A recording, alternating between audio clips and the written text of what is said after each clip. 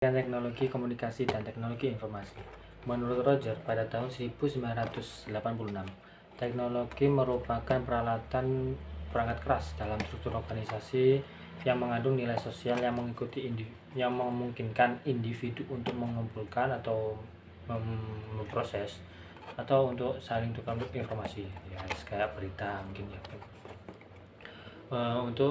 Sedangkan untuk menurut Eli pada 1982, yang dimaksud dengan teknologi informasi adalah menyangkut sistem-sistem komunikasi seperti satelit siaran langsung, kabel interaktif dua arah, atau penyiaran bertenaga rendah. Kalau contohnya mungkin ya kayak siaran langsung itu mungkin ya. Perkembangan teknologi komunikasi. Saat ini kebutuhan akan teknologi, baik itu teknologi informasi maupun teknologi komunikasi, sangat tinggi dari mulai golongan menengah ke bawah dan golongan menengah ke atas. Perkembangan teknologi yang saat ini sangat cepat adalah teknologi komunikasi yang menghadirkan beragam pilihan bentuk teknologi dan kecanggihannya. Menurut Nordenstreng dan Faris 1973 adalah reproduksi kata-kata tertulis dengan menggunakan alat pencetak, sehingga memungkinkan terwujudnya komunikasi massa yang sebenarnya. 2. Munculnya komunikasi elektronik, mulai dari telegraf, telepon radio, televisi, sampai dengan satelit. Sedangkan menurut Alvin Toffler, terdapat 3 peradaban yang di dalamnya perkembangan dari teknologi itu sendiri, yakni zaman pertanian, zaman industri, dan zaman informasi. Nomor 2, kemajuan, kendala, dan manfaat iptek. Manusia yang awalnya tidak mengenal teknologi atau pada masa prasejarah, yang hanya mengenal alat untuk berburu, untuk makan, dan untuk bertahan hidup. Alatnya sungguh sederhana, hanya terbuat dari bahan-bahan yang ada di alam seperti bambu dan kayu, mungkin batu juga. Pada awalnya, teknologi berkembang sangat lambat, tetapi dengan kemajuan budaya dan peradaban manusia, perkembangan teknologi semakin berkembang mengikuti zaman dan semakin pesat seiring berjalannya waktu. Semakin berkembangnya teknologi, semakin banyaknya orang yang ilmuwan atau bukan menemukan penemuan-penemuan yang hebat dan bermanfaat bagi kehidupan, dan alat-alat tersebut terus berkembang dan disempurnakan lagi semakin berkembangnya zaman. Ada beberapa kendala yang menghadang kita untuk mengembangkan ilmu pengetahuan dan teknologi dan meningkatkan daya saingnya di negara kita. Salah satunya adalah bahwa kita belum mempunyai cetak biru atau blueprint mengenai nilai-nilai budaya yang ingin kita bangun. Kita sering mengklaim sebagai bangsa religius, ramah tamah, toleran terhadap suku dan agama lain.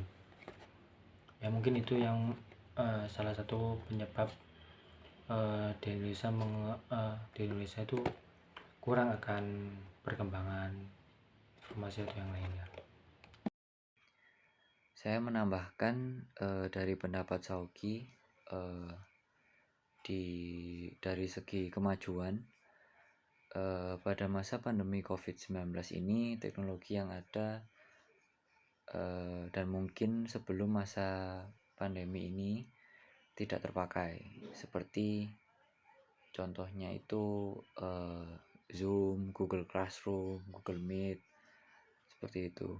Karena sekarang banyak yang memakai aplikasi itu untuk pembelajaran online atau daring, maupun untuk meeting, pekerjaan, segala macam. Lalu jadi semakin bertambahnya waktu, semakin berkembang teknologi yang ada. Dan bisa dilihat seperti sekarang, pembelajaran atau perkantoran itu tadi hanya dari rumah, hanya butuh jaringan internet sudah bisa dilaksanakan. Itu yang membantu di kondisi sekarang, terutama di pendidikan. Lalu kendalanya pada masa pandemi COVID-19 ini ada kendala yang sudah berkembang teknologinya ini, tetapi masih ada kendala yang dialami, seperti terbatasnya sinyal dan jaringan internet, seperti kuota internet atau wifi juga. Tidak banyak yang memiliki wifi di rumahnya, dan tidak banyak juga orang yang bisa membeli kuota internet secara berkala karena juga keterbatasan biaya, dan juga materi yang disampaikan oleh pengajar ada beberapa yang susah dipahami juga. Itu yang ingin saya tambahkan di kemajuan dan kendala dari pendapatnya Ahmad Syauqi. Itu juga ada dampak positif dan negatifnya. Beberapa contoh yang akan saya sampaikan, seperti dampak positif pertama, itu ada yang bisa disebut seperti more teknologi, more automation, sama less mobility. Yang pertama, more teknologi.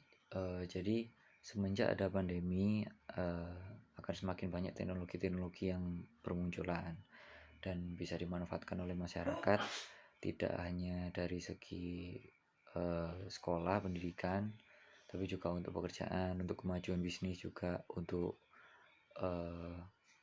kehidupan bermasyarakat sehari-hari. Lalu beberapa contoh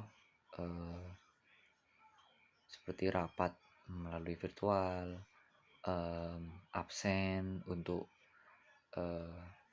kelas sekolah ataupun pekerjaan juga lewat online, seperti itu contohnya. Lalu yang kedua adalah more automation.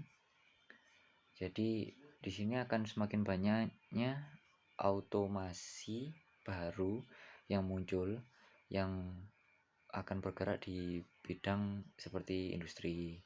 Contohnya banyak industri retail yang harus ditutup dan tidak mempekerjakan para pegawainya.